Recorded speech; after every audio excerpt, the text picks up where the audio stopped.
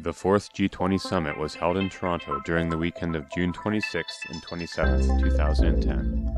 Nearly 1 year later, the Toronto Police Services Board established a review to examine, quote, a number of matters relating to events both before and during the G20 summit. The question asked by the review was, quote, what role should civilian oversight play in respect to the policing of major events? The review's terms of reference, a document defining and restricting the scope of the review, ran to some 19 points.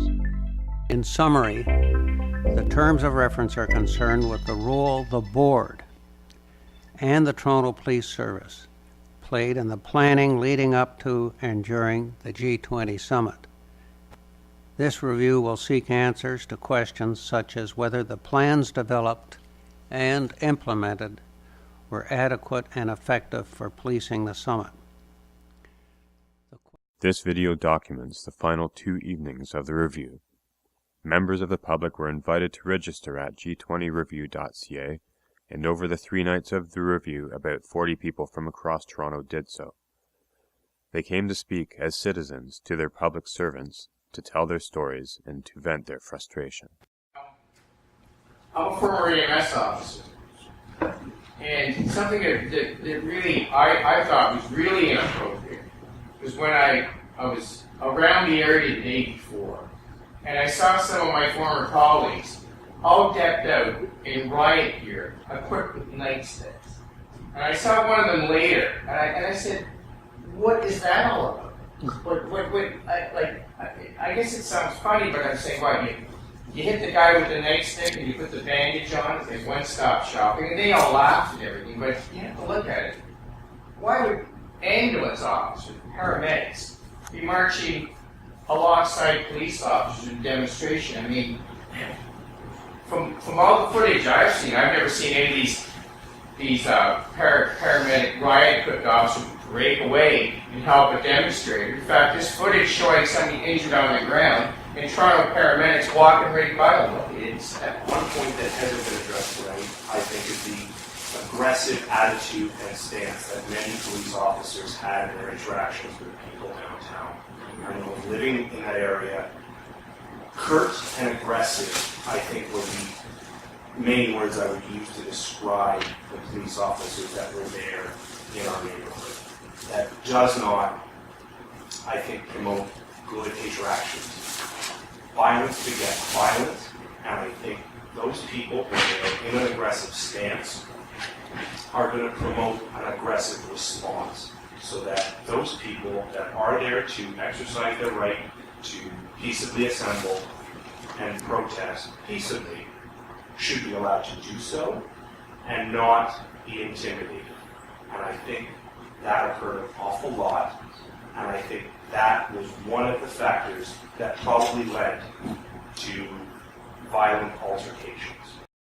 So I'll summarize by saying that I don't really agree with much of a civilian oversight on these events. I think the police are already handcuffed enough in their actions, and I've seen police in action regularly. But I also would say that some of the actions by the police forces during the G20 are largely the result of the hierarchy of command, because this was a multidisciplinary team during the G20, and the command structure was such from the RCMP, CSIS, and even other jurisdictions within Canada, where the norms of enforcement, I would suggest, are perhaps different than what we normally see in Toronto. And in Toronto, I think our enforcement is way too low, and I would, myself personally, would prefer just to get out of Toronto, because I don't see the crime going down. I see it going up dramatically. Thank you very much. On the final night of the review, one contested point involved the jurisdiction of the Toronto Police Services Board over day-to-day operational decisions as versus long-term strategic policing goals. Since policing strategy must inevitably affect policing tactics, the question then becomes one of where you draw the line and what is the correct balance of power. The civilian oversight, in our view, is restricted to policy, and it's policy from the broader broader sense of how do you effectively manage the So I police think there service? is absolutely a role, and if we stick to this hard line that civilian oversight is not to comment on operations, then we have to wonder, so what is it for? Because anyone can, any police chief can say, and has said, and I've watched them say, that policy treads into their area. So there's got to be some place where we can have police services boards representing civilians. Certainly the way we've been doing it up to now isn't working very well. That's what we saw during the G20, and we see that daily on the streets of Toronto. Other presentations focused on fundamental issues of civil rights and warned of the consequences of their erosion. Canada prides itself on being a democratic country where its citizens are free to express their views and opinions, including those which oppose government action or policy. Human rights are highly valued and upheld here, and we often express horror at their violation in other parts of the world. On vacation around the world, and a lot of the places are third world countries, and I see the kind of oppression that takes place in these places, and talking to the local people. And I was shocked when I saw that here in Toronto. As a citizen of this country and growing up and seeing what happened last year, I really have to say that I'm disgusted to be a Canadian after seeing what happened last year. I'm just beyond angry. And in the last week, when hearing about what's happened with the Legacy Fund, and stories that I'm sure everybody have, and stories that I have of people being harassed far up north as Bellamy and Lawrence by G20 police. What does that have to do with anything to do with downtown? I'm sure the stories go on and on and on, but basically, I didn't make a prepared speech, but I just didn't want it to come down and put my 2 cents and say, as a citizen, as a family man, I'm disgusted and I have no trust for the police at all. And I don't know if other people feel that way, but that's my 2 cents, and that's all I'd like to say. The police actions in Toronto on June 26 and 27 last year constituted a breach of trust, both in a legal and in a colloquial meaning of the term. We as citizens have disarmed ourselves, and we have granted the monopoly of the use of weapons and the use of force to the police. These powers are granted to the police in a trust to protect us from violence. When the police knowingly use this force against citizens who have committed no crime, the police breach and betray that trust. By their actions last June, the police have squandered the trust of the citizens. Perhaps my reaction is more visceral because I was born and raised in the communist Czechoslovakia. It was common for citizens there to be abused by the police, and it was accepted that there was no recourse whatsoever against the authorities' abuses against the citizens. On the rare occasions when there were public protests, the demonstrators were dealt with swiftly and brutally. My parents left everything behind to come to Canada, their jobs and position, their friends and family, to make it possible for me and for my brothers to live in a free and democratic society. If my parents were alive today, they would be mortified to see what took place in Toronto at the G20 last year. A number of specific suggestions for the future policing of major events were also offered to the review. What can the board practically do? A thorough review of the continuum of force standards.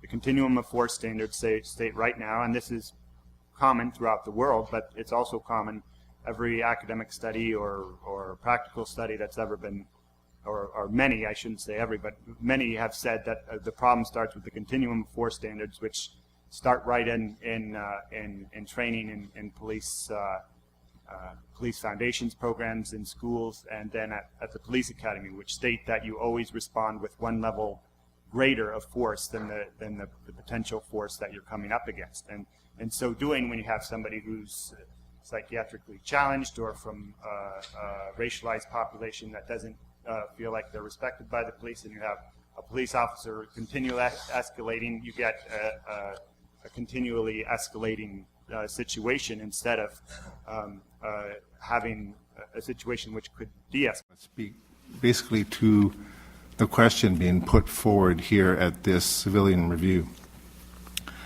The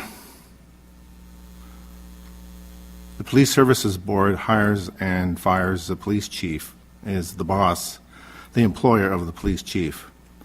This police chief, Blair, has publicly admitted to lying about the 5-meter law with regard to the fence. He's publicly admitted to lying about the fanciful law, which was about the extension of that previous law to cover areas such as Queen's Park. Therefore, he's lied to his fellow officers, and they were under instructions based on false premises, and committing illegal acts by that method. I'd like to know why the Police Services Board has not said anything about this and has not taken any action when the person they employ has publicly admitted to lying and to essentially being a criminal. I have more for my submission, but I'll submit that online. Thank you.